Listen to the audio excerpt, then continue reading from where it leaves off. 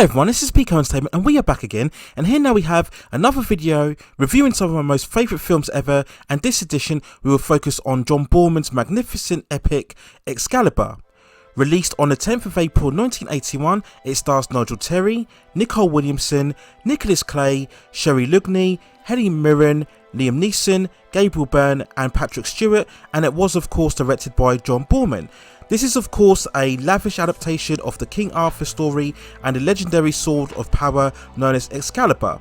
It's an expansive medieval epic covering the most significant parts of the King Arthur mythology, everything from Arthur's father King Uther in the beginning and his lust for power and battle, Arthur through his youth and emerging as the eventual king of the land by lifting the sword of the stone, his friendship with Lancelot, the creation of the Round Table, the threat of Morgana and Mordred, and of course the search for the Holy Grail.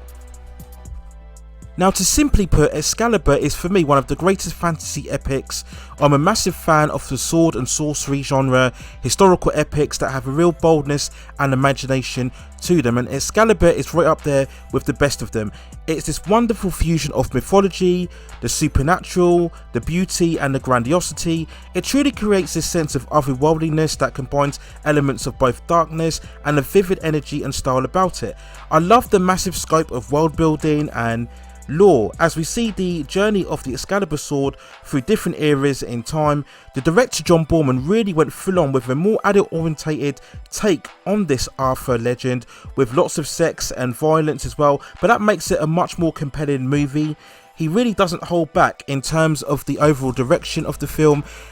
We've seen post this movie so many other adaptations of the King Arthur legend that have really been a lot more tame and soft in terms of how they retell the story, but Excalibur isn't like that. It's very bold, it's very immersive, and it's a truly adaptation that you can take very seriously. What I also love about this movie is that it doesn't overdo it in terms of special effects, like what we've seen a lot within the fantasy genre.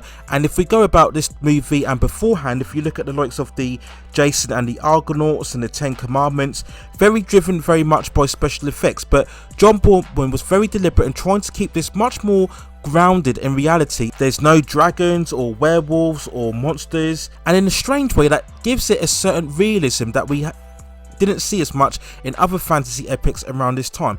I really love how they visualised the power of Excalibur.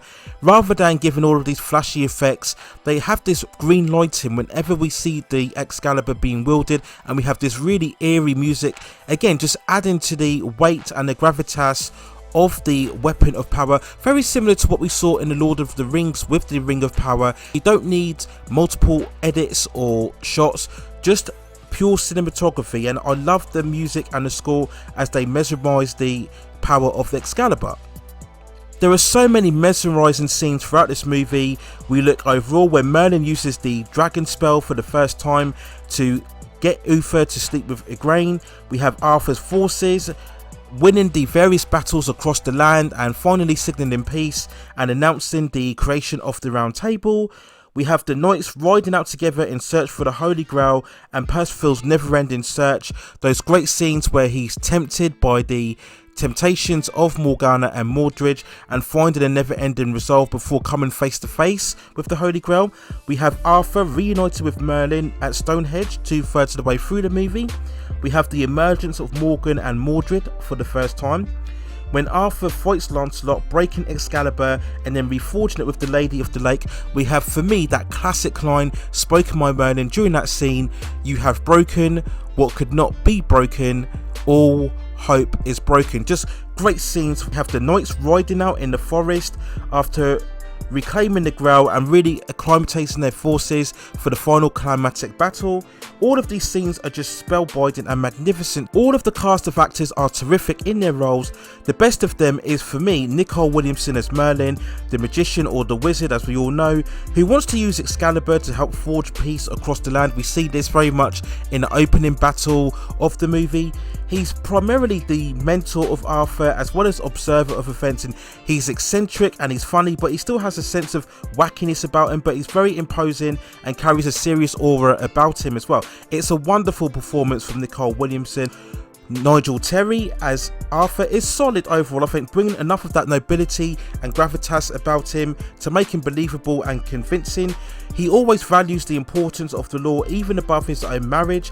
I love the interplay between Arthur and Merlin. I love all of those great scenes when Arthur is constantly asking Merlin, have they truly conquered evil, and where does evil lie within his kingdom? Nicholas Clay is good as Lancelot, looks the part as well, and again the movie does well to establish the friendship and the loyalty between both Arthur and Lancelot. This is of course conflicted by his desires for Guinevere, who's played with a very sweet-natured personality by Sherry Lugney. I liked Gabriel Byrne as Uther Pendragon.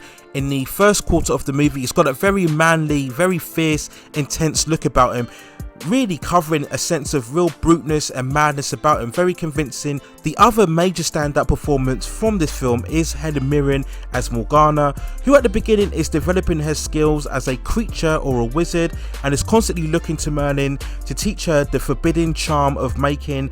And Morgana, in keeping with the source material and legends overall, eventually becomes the villain of the piece later on within the film, and I think it's a great performance from Helen Mirren. She looked very stunning, very beautiful at that time as well, so fantastic performance by her. Another special element in this film is the amazing musical score from Trevor Jones. It creates so much of the atmosphere right throughout the film. It uses the classic music from Richard Wagner as well, and that really elevates this movie. In particularly, I look once again at the sequences that involve Percival coming face to face together with the Grail for the first time, as well as Arthur reconnecting with Merlin at Stonehenge. Fantastic scenes overall. So overall, if I had to give Excalibur a score, I would give it a 9.4 out of 10. Now, on the release of Excalibur, on a budget of 11 million, it managed to gross 35 million overall. So a moderate success, not a legitimate blockbuster, of course, no, but a film of this type takes a much more of a darker, adult-orientated look at the King Arthur legend. It wasn't necessarily going to appeal to mainstream audiences as such. This really paints the characters as much more of a shades of grey rather than the typical hero and the typical villain overall. There's a real grittiness and darkness about this movie, so it wasn't your typical spiritual fantasy, so obviously it wouldn't have appealed to a mainstream audience overall. But I think those qualities is actually what makes Excalibur such an incredible film, and this is really in the midst, I would say, of a bit of a boom in terms of the sword and sorcery or the fantasy genre. We would later on the following year go on to have the magnificent Conan the Barbarian, and then later on we would have the likes of Lady Hawk and Krull as well, and then the fantasy genre would really fade away for the next almost decade or so before coming back to major prominence with the Lord of the Rings trilogy in early 2000s. So Excalibur for me is a great visualization of the King Arthur legend. We've seen post this release what I would say extremely inferior takes on the King Arthur legend when we look at the Anthony Fuqua movie starring Clive Owen and Keira Knightley.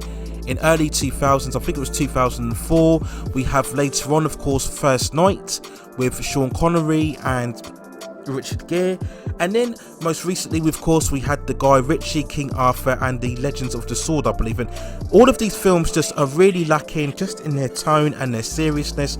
They really lack the epic gravitas that Excalibur has, and it still remains the finest and the most immersive and the amazing King Arthur movie in terms of live action that I think we will see for a long time. And I'm really surprised that, given the most recent adaptations of King Arthur, the fact that the likes of your Game of Thrones was such a prominent show in terms of mainstream culture, and that very much featured the same kind of darkness and ambiguity and sex and violence and supernatural in the same vein as Excalibur. I'm really surprised that we haven't seen an update of the King Arthur movie taking more that tone of Game of Thrones, because the tone that we've seen in Excalibur I think would strike a chord within today's audiences and definitely prove to be a lot of success if handled in the right way with that serious tone. So that in all is what makes Excalibur such an amazing medieval epic, full of great performances, amazing music,